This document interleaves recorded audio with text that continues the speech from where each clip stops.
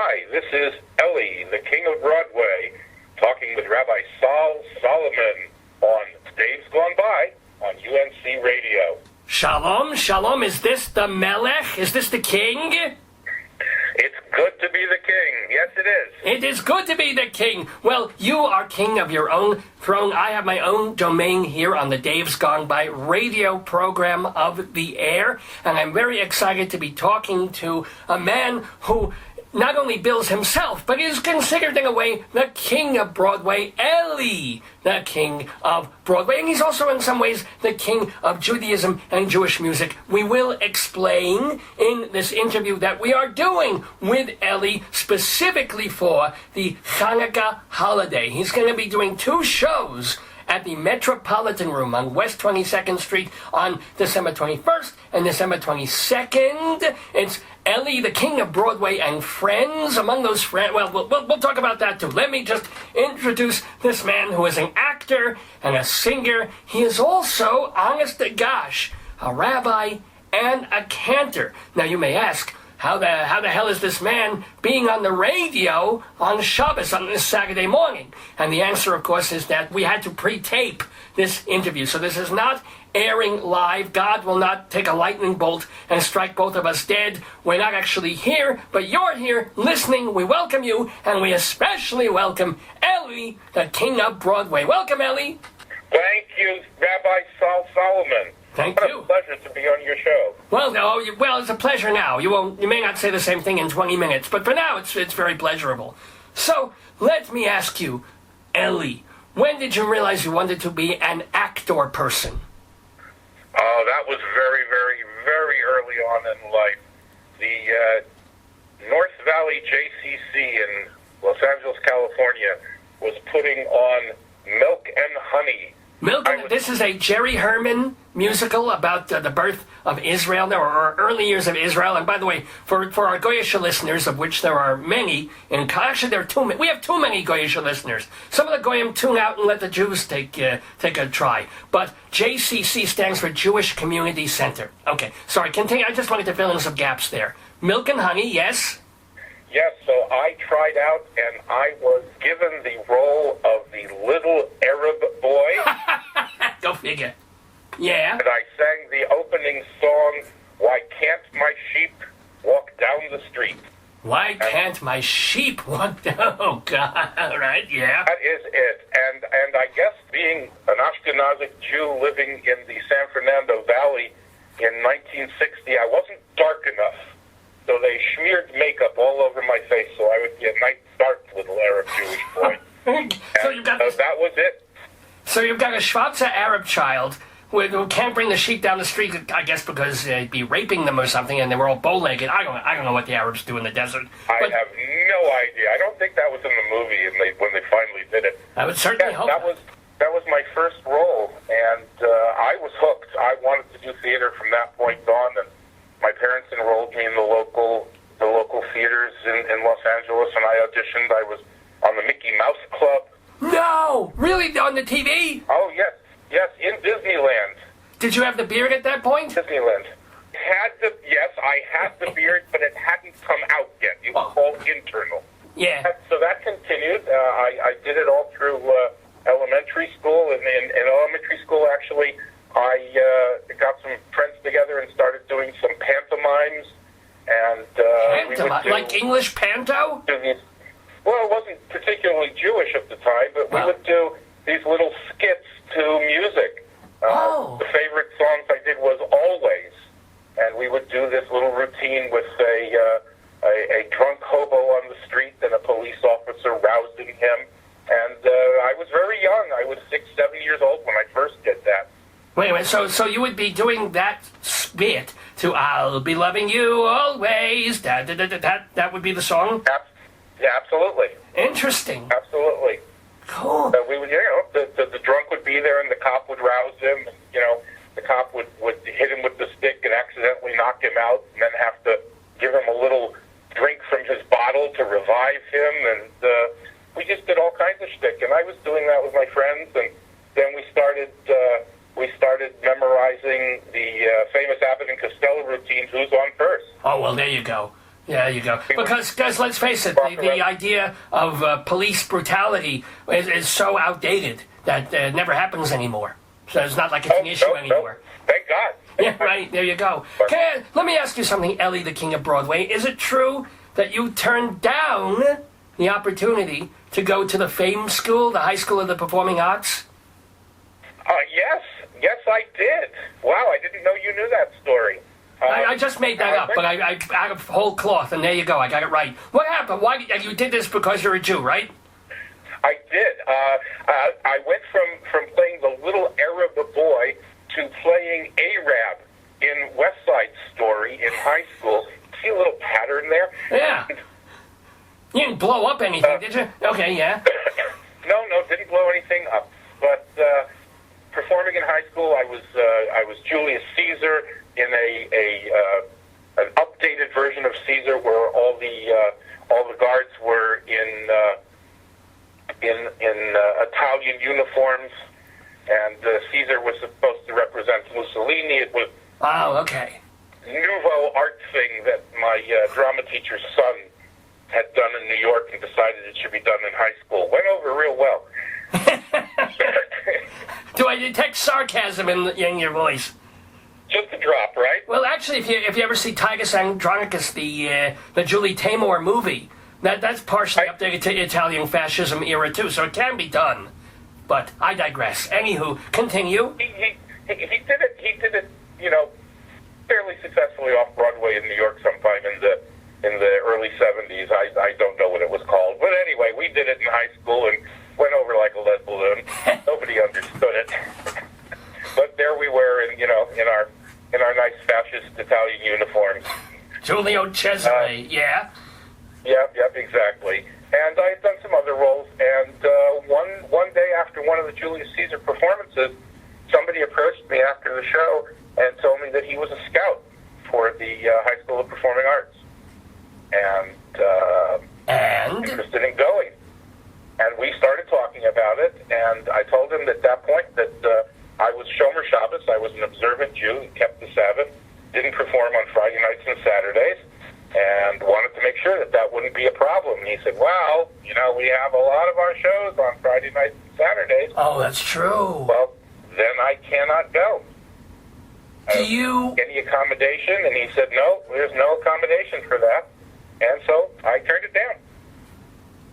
You eventually became a more Orthodox person, a rabbi. You were raised conservadox, but do you ever regret that decision? Do you think that would make a difference if you said, I'm not going to be... Because you weren't Orthodox even at that point, were you?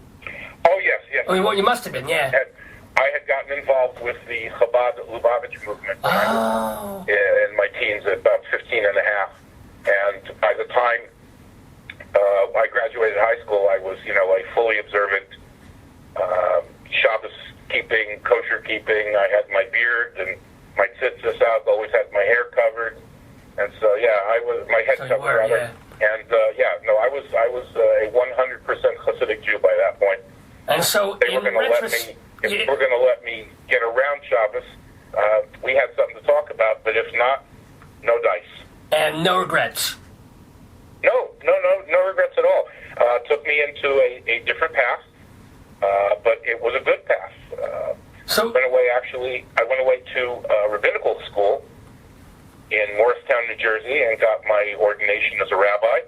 And because I sang, I was also a cantor from an early age, and went into teaching. Ended up in Miami Beach, Florida, after graduating rabbinical school. Now hold on. Now wait. The Lubavitches are known for, on some level, for sending Jews to places where there aren't that many Jews, and they want to beef up the Jewish population. Say that there'll be some kind of Ufruf or something, an Uriv, or this thing where they'll say, oh, you go here and start a congregation, etc. But they sent you to Miami. We don't need Jews in Miami. What the hell?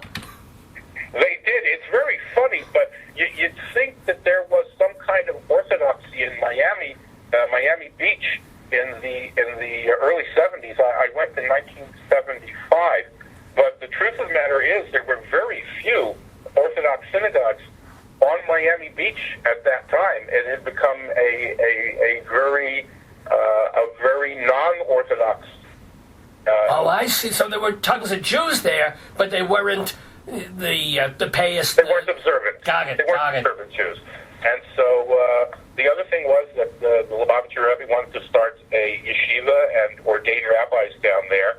And at that point, he called Miami Beach the gateway to the Americas, to South America. And a year or two it'll be the gateway to Cuba. They've just announced. Absolutely. Yeah, you know. Absolutely. Huh. What a wonderful thing! First day of Hanukkah, we had Alan Gross released, right? I know. Hanukkah miracle. But let me ask, how are you? You never stopped being a rabbi. I mean, I guess Jackie Mason is still a rabbi. Are you still a rabbi? I am still a rabbi. I don't have a physical building that I call my congregation, but it's very funny because I've kind of become a rabbi to the entertainment community. Many of the Jewish actors and actresses, the comedians, singers, Broadway stars, come to my home Friday night and Shabbos day to have Shabbos meals with me, and we talk Torah and we consult about things. I just sent out a tweet to all my followers about when to light the menorah tonight and how to light. So yeah, you never stop. It's always there. You definitely, when you're lighting the menorah, this is very important. You want to light the end that has the wick on it. Otherwise, you're standing there, you're getting wax all over the place, and half the candles burn down before it's very true. Yeah, you've got to have that wick part. Now, you have also Elli, the King of Broadway. It's not just that you're kind of this father figure, this friend to the Jewish community of actors in the sense of having a meal together as friends, but you, in a positive way, do racial profiling for the entertainment industry, or at least you were doing this for many years, when a movie or a TV show needs a real Yid, you're who they turn to. Tell us about this. That's true. When I first moved to New York from Florida, it was because I decided to get back into theater and film and TV, and I'd been flying back and forth from Fort Lauderdale to New York to attend auditions, and I'd get home, and a week later I'd get, we need you to come back, we need to see you again, and that started to get expensive. So I finally decided to pack up the car and move to New York City, and, you got to have a parnassa, you have to have some kind of an income, so I started getting into background work, and... background work meaning, what is background work, please? Background work is when you see a street scene or a bar scene, all the people that are in the room, or all the people that are walking down the street, are paid by the TV show or the movie to be there. Otherwise, they have to get releases and permissions and all kinds of crazy things. So when you see cars driving, those are provided by the actors usually. And when you see people walking down the street with James Marsden, as you see me in a couple of movies and a 30 Rock with him, these people are all hired. Used to call them extras, now they call them background, because that's basically what they are. They're the background. You don't really notice them because you're looking at the star, but they're there. Cool. Now, did you have an under 5? Did you have any lines in 30 Rock, or were you background in that? 30 Rock, I didn't have any lines, but I'm pretty visible in one of the episodes where James Marsden attends an Israeli Day parade with his handstand. Oh, okay. And did they shoot that at the Israeli Day Parade in May, or they just made it? No. No, it was shot on another day. Oh, okay. So, but it's not just you. I mean, this is you doing the background, but eventually, what did they ask you to do? The producers of these films. Well, like I said, I was one of the 15 or 20 guys that they would call when they needed to show a Hasidic Jew walking down the street. And then after a while, it started to be I was one of 5 or 10 guys, and then it started to be that I was the guy they called first, and then they started asking me to provide them with other people. We did an episode of Law and Order SVU that we had 85 Hasidic background in synagogue scene, and then we did New York, I Love You. We did the scene that was directed by Mira Nahir. Oh, wow. With Natalie Portman. Ah, Natalie Portman. A fine Jewess. Right. I have a funny story about that. My picture ended up in a place that I never thought my picture would be. I ended up in Glamour magazine. Okay. I'm a big guy with a beard. I'm not by any means bad looking, but I'm certainly not fodder for Glamour magazine. How does Rabbi Elli get in Glamour magazine? Yeah. I was in a movie with Natalie Portman. She played a Jewish bride, and she had this beautiful wedding dress. And somebody took a picture of myself standing next to Natalie in that dress and sold it to Glamour magazine. There you go. Rabbi Elli ended up on the pages of Glamour magazine. As background, in a manner of speaking. Background, and I was actually a consultant for the film. I worked very closely with Mir Nair to get all the takes right, to make sure that the Hasidic wedding was portrayed properly, and how we lift the groom in the chair and all of this stuff. We had some kinks in that, but they all got worked out. She was very cooperative. Well, you mentioned in another interview that there's a balancing act that producers and directors have to do, because they have to show the rest of the world, 98% of which isn't Jewish, that, these are Orthodox Jewish characters. But at the same time, they've got to consult with you to make their stereotypes not too stereotypical and not offensive to the actual Jewish community. It's a weird line you've got to walk. It is, and what got me into that was a movie, I think it was Melanie Griffith, called A Stranger Among Us. Yeah. The portrayal of the Orthodox community in that was so off the wall wrong. It was just the director took nothing that was told to him by the Jewish actors that he had in the room that said, we're not religious, but I don't think this is how the Hasidic world does this. And he said, well, this is my vision of how it's done.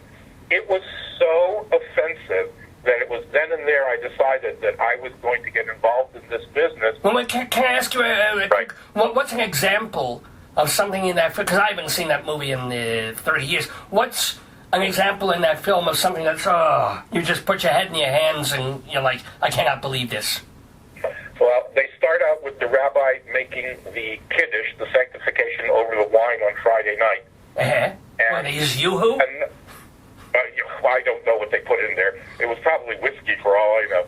And instead of going to wash his hands to make the blessing over the bread, he just immediately grabs the challah, makes the blessing, tears pieces off, and throws them around the table. All right. Well, it's not the afikoman. You can tear the, but okay, yeah. We're particularly careful that this is food that God has granted us permission to eat, and we're blessing the food. We're making a statement. We're thanking God for bringing forth the food, the bounty of the earth for us to eat. We don't throw it. I have this image of Jews hurling bread at each other. Well, go watch the movie again. That's what happens. Are there any other howlers? Oh yeah. What? And then in that same scene, he decides to dance. He's a Hasidic Rabbi. Okay. He decides to dance. So everybody gets up in their seats and all hold hands, boy, girl, boy, girl, which they would never do at a Hasidic table. The men would be on one side of the table, the women would be on the other side, and they certainly would not hold hands. And they all kind of just, start bouncing around in place, and then they go around the table. It's a screecher. It really is. God, did they start twerking, or they didn't leave? I don't know. Let me tell you something. Had twerking been a thing back then, they would have done it in the movie. They would have. Yeah, I'm pretty sure. We are chatting. Yeah, sorry. No, it's okay. I was just going to say, we are chatting with Elli, and I should say Eliezer Meyer, but you go by Elli, the king of Broadway, and you can see him hosting a Hanukkah show. It is on December 21st and 22nd, so it's this weekend, right? This Sunday and Monday. Sunday and Monday, so it's weekend and post-weekend at the Metropolitan Room on West 22nd Street by 6th Avenue, metropolitanroom.com for more information and tickets. And I should also mention there is a friend of the neighborhood taking part in this concert, by the way. Your musical director, Barry Levitt, was a guest on this... Barry Levitt, the maestro. Yeah, he was a guest on this radio program, oh my goodness, 7 or 8 years or so ago. So wish him our very best from me and Dave. He would know. I will. And you know what, David? Rabbi Saul, that was about how long I've waited to work with him. We have tried to work together for years, but it never worked out. And now I'm thrilled to have him as part of my band, which I have named the Dreidels. The Dreidels! That gets a gimmel from me right there. Oh my God! So tell us, what is the cabaret? You've already done it last year. So what is it, and how is this year different from last year? Why is this night different from the other night? Wrong holiday, I know. This year we have a bigger band. We have a Barry Levitt on piano. Then we have a saxophone player, a guitar player, a drummer, and a bass player this year. Wow. We've added a couple of songs. We've added a little more shtick, and it's just an amazing event. What is it, though? You're not telling me what should people expect to see. Are you doing Hanukkah songs? There aren't that many. There is music. There is Hanukkah songs. You would be surprised. There are a lot of Hanukkah songs. We have Hanukkah songs from all around the world. We even have a Hanukkah song in Ladino. That's weird Spanish thing, right? That is. That's the Sephardic Yiddish. Sephardic Yiddish. Wow. Right. Are any of do you do the Adam Sandler? Sorry. And then we have a pop song that was given to me by Warren Gradis of a group called the Belmonts. Who sang with Dion, or not that Belmonts? The famous Belmonts. Oh, from Dion and the Belmonts, right? That's correct. Oh, wow, whoa, Belmonts. That's cool. That's cool. And it's called 8 Days of Hanukkah. This is, well, good. At least it's not 15 days of Hanukkah. At least I got that part right. Yeah. So, well, Dion DiMucci was not exactly a Yid. So, but let me ask you, are any of them amusing? Or do you do the Adam Sandler song? Are there other funny Hanukkah songs? You know what? We stayed away from songs like that, but we have funny songs. We have a great song by Tom Lehrer called Hanukkah in Santa Monica. Oh my God! Yes. Okay. We have some songs that were written by Broadway musical writers, Ordinary Miracles and Trust the Wind. Okay. Everlasting Light, We Are Lights, written by Stephen Schwartz. One in there is by Stephen Sondheim. And wait a minute. What Sondheim song is about Hanukkah? Oh, I can't tell you that. You have to come to the show to see that one. Oh, God damn it. That's not fair. Oh, my God. Now I don't... It's not in the Into the Woods movie. I don't know. I'm trying to think. Not from Into the Woods. There was no Hanukkah song from Into the Woods. More kosher pies? More hot pies? No, there's nothing from that show. I'm trying to think. No. Then we have a swing and dreidel song. Oh, now we're talking. Of course, the all-time favorite, Light One Candle. Right. You gotta have that one. Oh, yeah.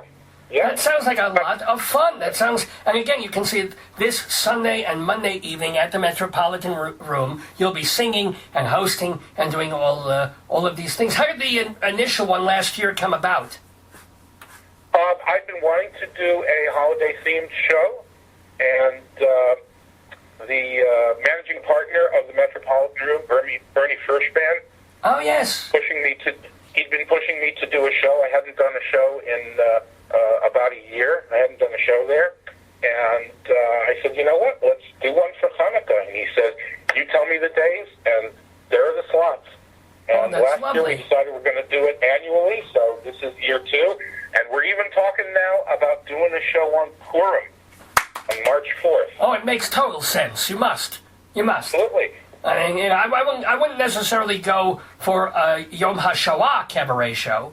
No, and I don't think we're going to do the Yom Kippur show either. Really? People are starved for entertainment on that day. Tee-hee. I know, but I think, Rabbi Saul, we're going to pass over that one. Oh! Oh, I wish I knew a Yom HaAtzmaut pun, but I don't. Alas, not. So the show will have music, songs. Hey, you know what? I have to say this, though. Menorah. I am a sukkah for holiday shows. There you go. There you go. Thank you. We would do one for sukkahs if we could build a big sukkah there, but there's no room in that part of Manhattan. No, you can have like one twig, like a bough over someone's head. That would be That's the right. closest. People would have to circulate through. Although Chabad does have the mobile sukkahs, maybe we could work something out. I'll look into it. And New York landlords would still charge $3,000 a month for it. Couldn't do it. Most definitely. Hey, we're having so much joy and so much fun with Elli, the King of Broadway. Let's talk about the Holocaust. Okay. Oh, my goodness. Let's take a moment there. No, your parents, apparently they were survivors?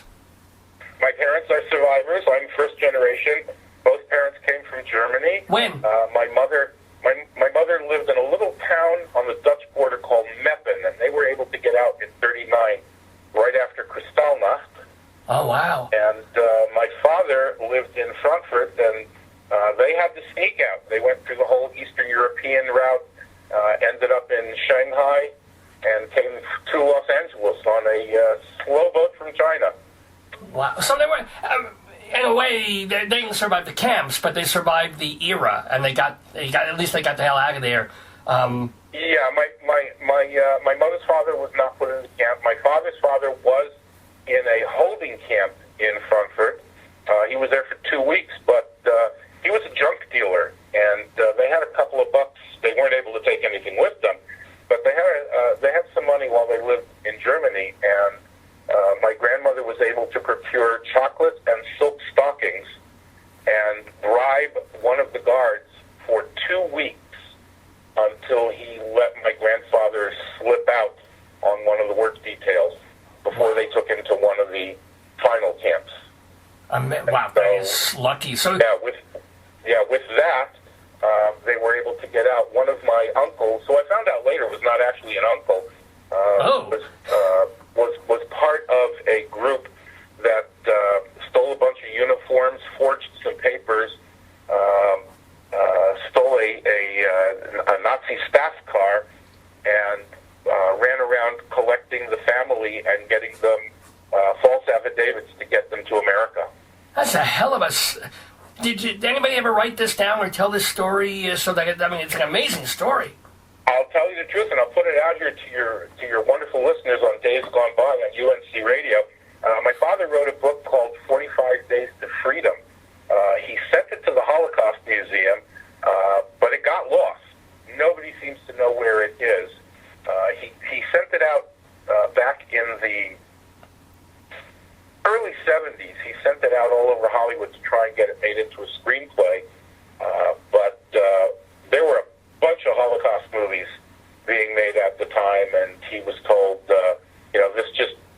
we weren't ready for that now. Okay. So it sat in a box for years, and somehow it got lost. So if any of your listeners have any idea where that is, we'd love to have a copy. So oh my God, you never kept an original? 45 Days to Freedom. I was never given a copy. My father kept that very close.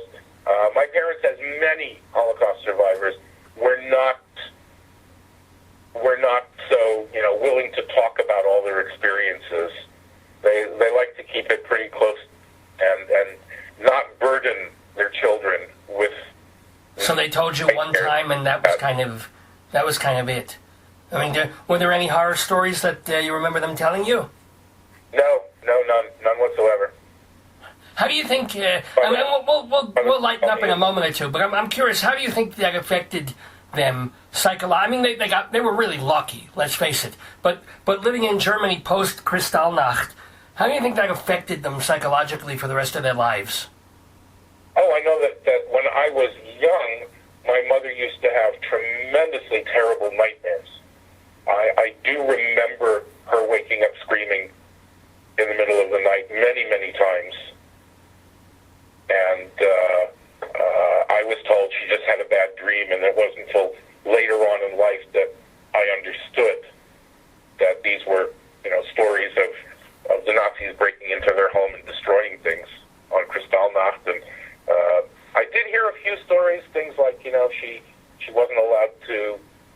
couldn't play with the other kids. She had to wear the yellow star on all of her clothing when she went outside. So there were little things that she told me, but none of the really terrible things.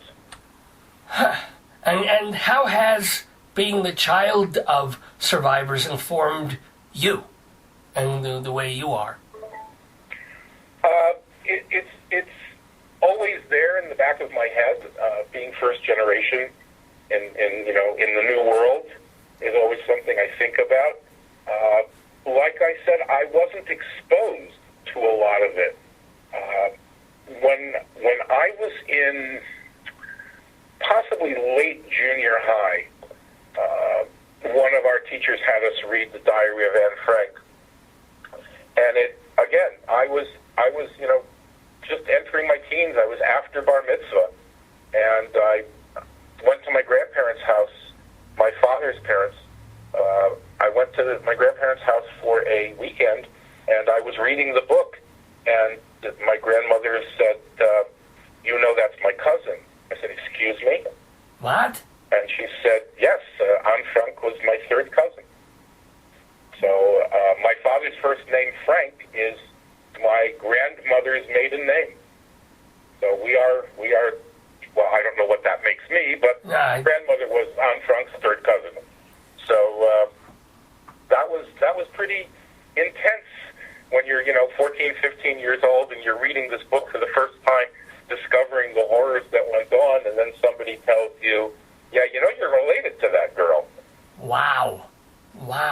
And by the way, the person who is related very, very tangentially to Anne Frank, we're talking to here on Dave's Gone By. His name is Elli, the king of Broadway. And by the way, I will remind people again that this particular interview is airing on Saturday morning, but we are pre-recording this earlier in the week. Just so you know, because he is an Orthodox Jew, he is a rabbi, or has been a rabbi and a cantor for many years, and he's still Orthodox. So, just if you're wondering how he could be on the air at this point, that is how. It's we're through the magic of digital tape right here.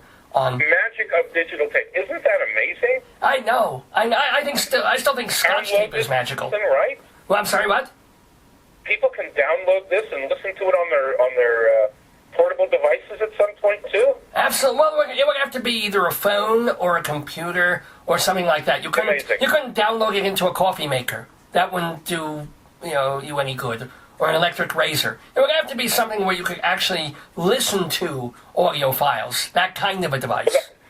That's a good thing, because having a big beard, I don't have an electric razor, so I'll use my phone. You need to go to a Russian barber just because they know how to deal with that kind of scraggly hair. When did you get the nickname, the King of Broadway? Because you've never been on Broadway, have you? I have never been on a physical Broadway stage. However, I have done many Broadway readings. I played Shlomo Carlebach in the original incarnation of Soul Doctor. Called Soul Doctor. Yeah, that's back on off Broadway. Maybe you might get audition again to get back in there. Yeah, that's okay. They've changed it. They've changed it enough where now they're not using Shlomo as an older man. They're using a 30-something-year-old, and as good an actor as I am, I don't think I can pull off 30 anymore. I know the feeling. Believe me. So what? This is kind of cool. The Broadway moniker is a very, very interesting story. Oh, please, yes, tell me. The short of it is, before I moved from Miami to New York, I had been doing karaoke in a lesbian sports bar. Wait, whoa. I don't mind the lesbian part. In fact, I'm very much for the lesbian part. But karaoke? Did someone put a gun to your head? No, it's interesting. My life took a little bit of a left-hand turn, and I found myself at a crossroads of deciding what to do with my life. And I was at a friend's birthday party. There was a guy set up to do karaoke, and let's just say there was a little bit of liquor involved, perhaps. And I got up to sing karaoke, and what does Rabbi Elli know? He knows Jewish music and show tunes. Okay. So I got up and did some show tunes, and I must have impressed the host of the karaoke because he brought me back up several times, and at the end of the party, he came over to me and gave me his card and asked me to please come over to his karaoke sessions that he had in Fort Lauderdale and perform over there. And so I did that. Yeah. One thing led to another, and I gained quite a following there. And my groupies that used to come 3-4 nights a week to hear me sing at karaoke. This is so beyond understanding. There are karaoke groupies? Karaoke groupies, yes. They liked to hear me sing, and they would know which venues I would be at, which nights, and they would come and hang out. I had over a dozen of them. They used to come on a regular basis. They were not singers. They just loved to come hear music. Good God! So I was traveling back and forth to New York. The group had gotten together and pushed me to go audition for Man of La Mancha back in the early 2000s, and I came to New York, and I was at Colony Music, which unfortunately doesn't exist. Oh yes, Colony Music, yes. I remember that place. I brought back a karaoke CD of The Producers, which had a song on it that I absolutely loved. I used to be the king of old Broadway. And I just thought that would be a great song to do at karaoke because nobody else was going to do it because it just came out. And I was there at the sports bar, the lesbian sports bar in Fort Lauderdale, Florida. And after I finished singing, the hostess, who, by the way, was a lesbian Fort Lauderdale sheriff. Aren't they all? Yeah, okay. Are you sure she was a sheriff, or was she just wearing chaps? No. That was her day job. And she said, ladies and gentlemen, that was Elli, the king of Broadway. And people just started calling me that. And a few months later, when I was looking to make a website, just out of curiosity, I typed in www.thekingofbroadway.com. Nobody owned it. And 5 minutes later, it was mine, and it still is today. Now, let me ask you, the way Ellie. the way I got my moniker was singing show tunes in a lesbian sports bar in Fort Lauderdale. But let me ask you a semi-serious question, though. You have been, as you say, a rabbi, studied with Chabad. So you're not like a conservative or reformed or reconstructionist or post-constructionist or Orthodox or paradox or whatever. You know, you studied with the real deal, the hats and the stroimels. How do you reconcile that with lesbians, gays, etc.? Shouldn't you be right-wing and say, they're singing against God, etc., and blech, and don't give them rights and don't let them get... Would you marry a gay couple? Well, I would not rule it out. I haven't done it yet, but there's a difference between cutting yourself off from society and living with the times. The first Lubavitcher Rebbe, known as the Alter Rebbe, said you have to live with the times. And part of Chabad's philosophy has always been outreach, bringing Jews not familiar with their own heritage back to the fold and teaching them their heritage. So if I were to rule out all of these people and not associate with them, how would I have them at my Friday night dinner? But with the Chabadniks... about Shabbos and to tell them the Parsha. Yeah, but the thing is, with the Chabadniks want to invite them and then convert them, as it were, to heterosexuality. I don't think that's the point. Good. I think the point is to follow Torah and do mitzvahs, and what happens after that is up to them. Okay. I mean, that's a fairly liberal viewpoint, considering you're being an Orthodox rabbi from, etc. I don't think the Satmars would feel necessarily the same way. No, but you'll find most Chabad rabbis are more of the don't ask, don't tell. When I introduce myself, I don't walk into a room and say, "Hi, I'm Elli. I'm an Orthodox rabbi, and here's my philosophy."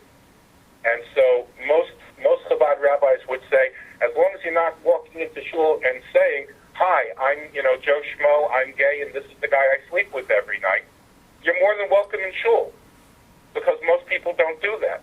Okay. I mean, there's also the thing. Walk into a shul and talk about what goes on in their bedroom. Well, no. Well, actually, the Bible is full of stuff that goes on in the bedroom. You can't find a chapter in there that someone isn't begetting this and begatting that and stripping the wrong person. That's only in the beginning. Get after that. And to be honest, and I'm not saying this is a good or bad thing, either way, but you have 10 children. So the odds are one of them may grow up to be gay. If it's a 10% kind of a thing. So far not, but yeah, the odds are there. And you would feel, I hope, the same about that particular child as you do about all the others. I hope. Absolutely. My emphasis is on Torah and mitzvahs. As long as you're keeping Shabbos, keeping kosher, trying to do these things. Everybody's got challenges, but as long as you're trying to do these things, that's what I taught them, and I would hope that they would follow that. Now, my other question for you about all this is that you have 10 children, Jewish children, which means presumably all of them are going to college at some point. How the hell, since you're in the cabaret field and the acting field doing background work, I don't know what your wife does, but how do you afford 10 children in New York? Oh, listen, it's not easy. My kids are not in New York. 3 of them are living in New York now, but most of the family is in Florida, in Miami and Fort Lauderdale and North Miami Beach area. Okay. How many are most grown at this point, I guess? Is that the deal? Yeah, my youngest is going to be 21 in August. Oh, Mazel McGlick. So they've flown the nest. They're off the coop. They're out of here. But Yep. Must have been difficult to raise them for the past 20, 30 years. Well, you were a computer guy, right? Yes, I did computers for many, many years. I worked for Radio Shack and other organizations. Well, is 10 cheaper than 8 or something like that? I mean, 10 kids. How did you deal? Once you get past 3 or 4, it doesn't even make a difference, because they start to amuse themselves. They start to take care of themselves. By the time one of your kids is 7 or 8 years old, the baby becomes their baby, and they want to help. And so the kids were always very good at helping each other out, helping out with homework, helping out around the house with chores. So it was really, really cool. It was fun growing up. Myself, I was an only child. Wow. Kind of an only child. My father's also an only child. So to me, having this constant traffic and this crew around was pretty special. In addition, our house is a Chabad house, and so we always had people over, and it was very rare the front door was locked. So it was there was always, as you said, traffic. There were always people there. Yeah, there were always people there. If we didn't have 15, 20 people around the Shabbos table, it was a lonely Shabbos. Do you have 16, 20 grandchildren at this point?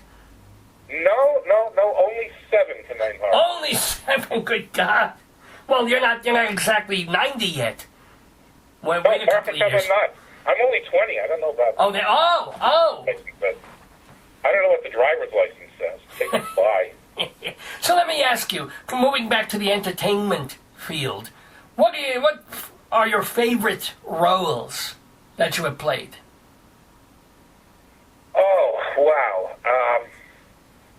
The favorite roles that I've played. I did enjoy playing Shlomo. I liked the Jewish aspect of it. I would imagine so. Well, he doesn't molest anybody in that musical, so that's a good thing. I think the greatest role was the one that I never actually got to play.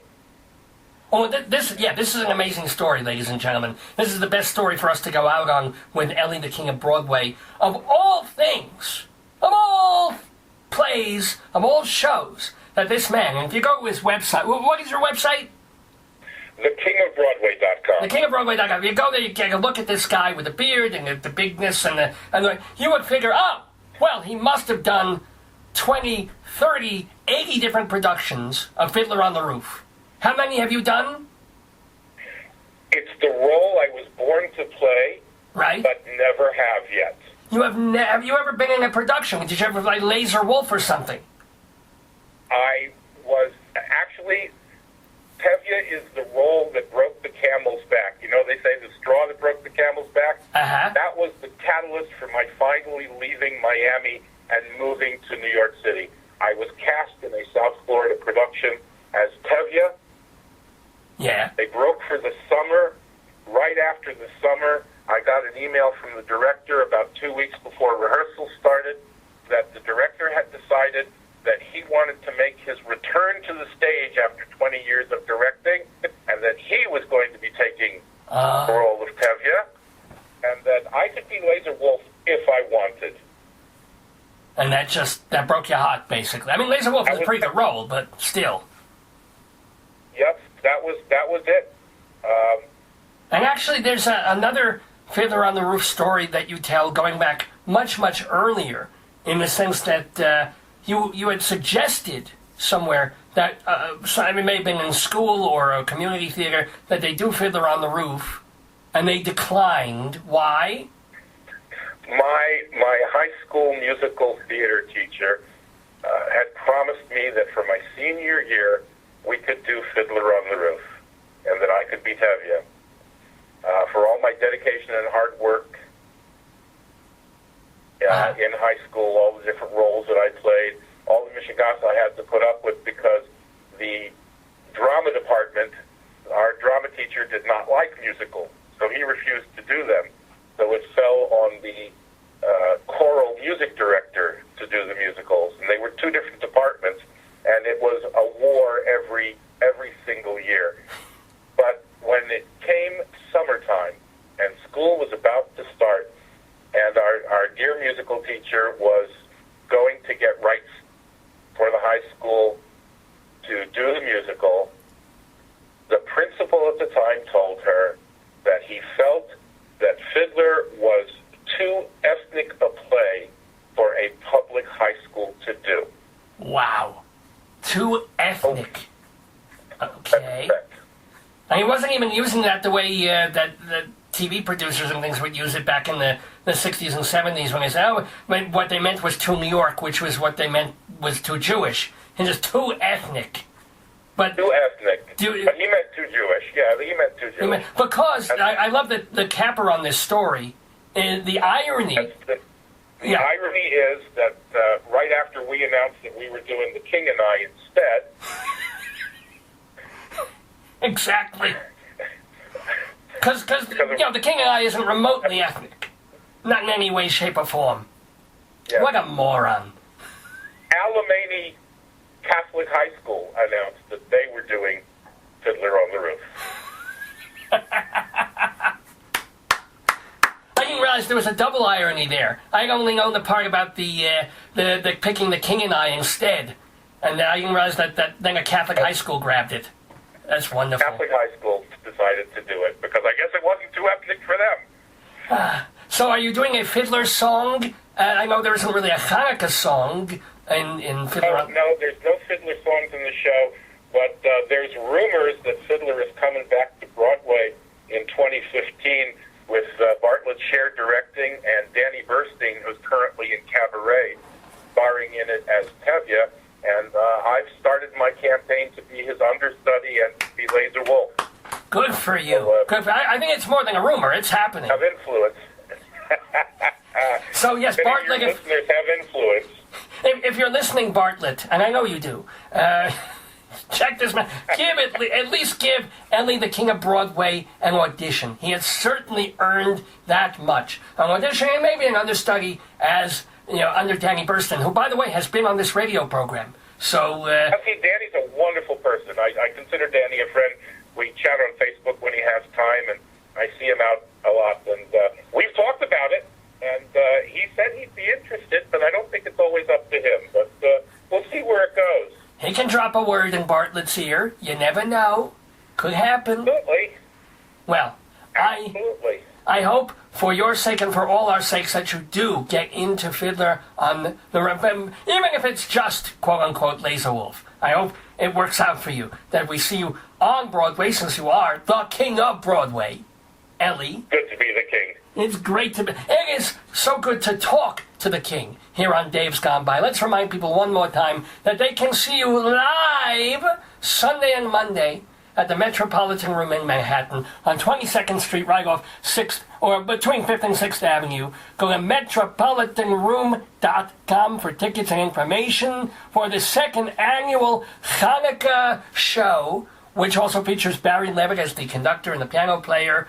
And just a last question for the delightful Ellie, the king of Broadway. Now that the kids have flown the roost and you're sort of settled, what do you see yourself doing? Like, you're doing these 2 concerts, but what's ahead for you in the next month or half a year or a year? Well, I have a wonderful role coming out in a movie called The Cobbler with Adam Sandler. Oh. That'll be out early 2015. I'm in the first scene of the movie. We have this whole scene that takes place in 1903, and it's all in Yiddish.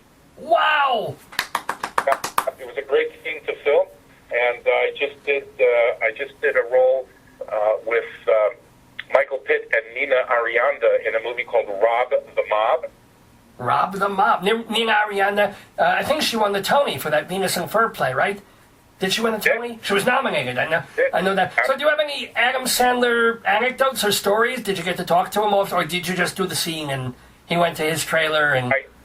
I did the scene. He was not in our scene. He's in the current day part of the story. It was a flashback to set it up, but I did get to meet him. He thanked us all for participating. He was quite a gracious host, and he was there for our read-through of the scene before we actually did it, and then he had to fly back to Los Angeles to take care of some business. But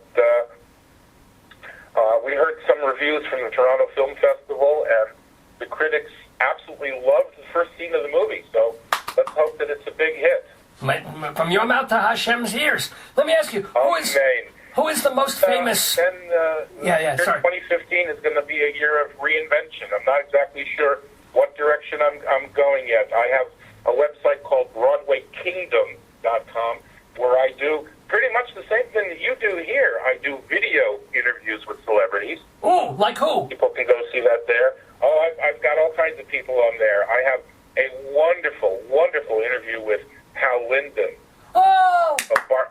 Of Barney Miller fame. Yes, he was on our show too. We talked to Hal Linden as well. We travel in the same circles. We do. Last summer I did an interview with Bruce Valanche. Oh, yes. A gay person, yes. With Kate Clinton, who's also a gay comedian. Continuing with that, and I do some theater reviews there. And what's that website again? BroadwayKingdom.com. BroadwayKingdom.com. If nothing else, you have a knack for choosing URLs. Well, listen, I figured if I'm the king of Broadway, I need to have a kingdom, right? This is true. And as it happens, at the moment, I'm a little unsettled in my tummy. I need to use the throne, as it were. Broadway Kingdom. So, thank you for granting us an audience in your beautiful kingdom, Ellie, the king of Broadway. I wish you only more success, a joyful Hanukkah show that you're doing at the Metropolitan Room, and years of nachas from your children, your grandchildren, your great-grandchildren. What else can I wish you? Amen. Oh, and I wish you a happy Hanukkah. It's been a pleasure to talk with you, Rabbi Saul Sullivan, on the Dave's Gone By show, which appears on UNC Radio. Who knew? Well, now you know, and we all know. And we now I'm thank going to be a big fan. Thank you. Likewise. Thank you.